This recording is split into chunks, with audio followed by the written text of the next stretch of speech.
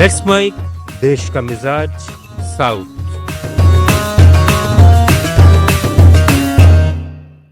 देश का मिजाज। आइए जानते हैं भारत के दक्षिणी राज्यों की आज की खास खबरें। तमिलनाडु में रामनाथपुरम के दिग्गज नेता और पूर्व अन्ना डीएमके मंत्री अनवर राजा को पार्टी से निष्कासित कर दिया गया है। इसके बाद उन्होंने चेन्नई में तमिलनाडु के मुख्यमंत्री एम.के. स्टालिन की मौजूदगी में डीएमके में शामिल होने का ऐलान किया। चेन्नई में एक प्रेस कॉन्फ्रेंस में अनवर राजा ने कहा कि अन्ना डीएमके बीजेपी से गठबंधन के बाद अपनी मूल विचारधारा से भटक गई है। उन्होंने आरोप लगाया कि बीजेपी का मकसद पहले अन्ना डीएमके को खत्म करना और फिर डीएमके से मुकाबला करना है। कर्नाटक से बीजेपी सांसद तेजस्वी सूर्या को सुप्रीम कोर्ट से बड़ी राहत मिली है। कर्नाटक सरकार ने हावेरी जिले में एक किसान की आत्महत्या से जुड़े कथित फर्जी खबर फैलाने के आरोप में उनके खिलाफ दर्ज एफआईआर को चुनौती दी थी, जिसे सुप्रीम कोर्ट ने खारिज कर दिया। कोर्ट ने कर्नाटक सरकार पर 25 लाख रुपए का जुर्माना भी लगाया। कर्नाटक हाईकोर्ट ने पहले ही नवंबर 2024 में इस एफआईआर को रद्द कर दिया था, जिसमें तेजस्वी सूर्या पर वक्फ बोर्ड के जमीन दावों से जोड़कर किसान की आत्महत्या की खबर ट्वीट करने का आरोप था।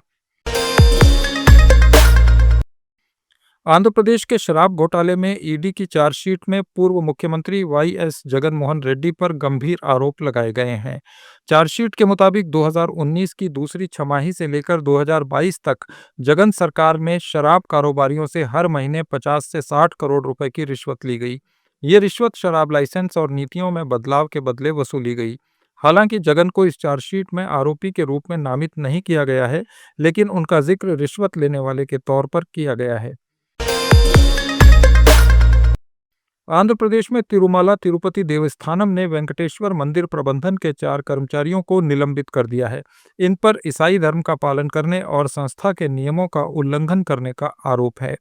टीटीडी के अनुसार जांच में पाया गया कि ये कर्मचारी हिंदू धार्मिक संस्था के आचरण नियमों का पालन करने में विफल रहे। मंदिर की पवित्रता और परंपराओं को बनाए रखने के लिए ये कदम जरूरी था। तेलंगाना में हैदराबाद के नेहरू जूलॉजिकल पार्क में जल्द ही एक नया नज़ारा देखने को मिलेगा। Central zoo authority of India के नाइट सफारी से प्रतिबंध हटाने के बाद राज्य सरकार ने नाइट सफारी प्रोजेक्ट को हरी झंडी दे दी है।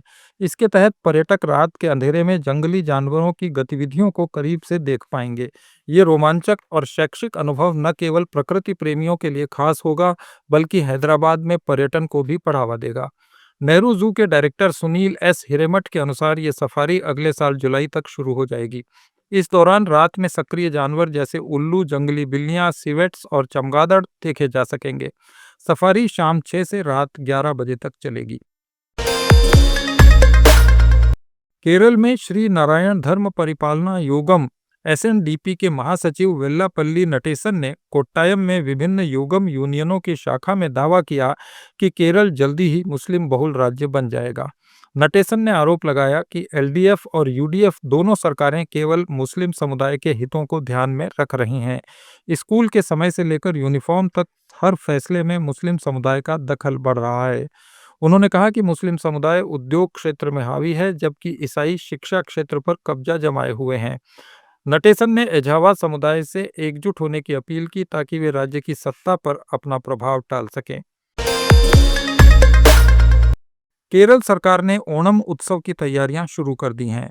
पर्यटन विभाग ने कोच्चि और त्रिशूर में बैठकें कर उत्सव की तैयारियों पर चर्चा की।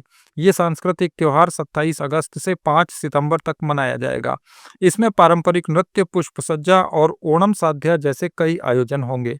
मुख्यमंत्री पिनराई विजयन ने तिरुवनंतपुरम में कहा कि इस साल पर्यटकों के लिए विशेष सांस्कृतिक कार्यक्रम और नौका दौड़ प्रतियोगिताएं होंगी। अंडमान और निकोबार स्टेट कोऑपरेटिव बैंक में ऋण अनियमितता मामले में पूर्व कांग्रेस सांसद कुलदीप राय शर्मा को गिरफ्तार किया गया है।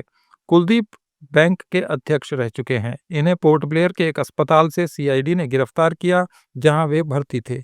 पुलिस के अनुसार बैंक की प्रबंध समिति ने लोन स्क्रीनिंग कमेटी की सिफारिशों और सिविल रिपोर्ट को नजरअंदाज कर कई लोगों को बड़े पैमाने पर ऋण स्वीकृत किए। इस मामले में 15 मई को कुलदीप के खिलाफ एफआईआर दर्ज की गई थी। अब तक 8 और लोगों को भी गिरफ्तार किया जा चुका है, जिसमें बैंक के प्रबंध निदेशक के मुरुगन और कई निदेशक शामिल हैं। जांच में कई शेल कंपनियों और गलत तरीके से फंड ट्रांसफर का खुलासा भी हुआ है।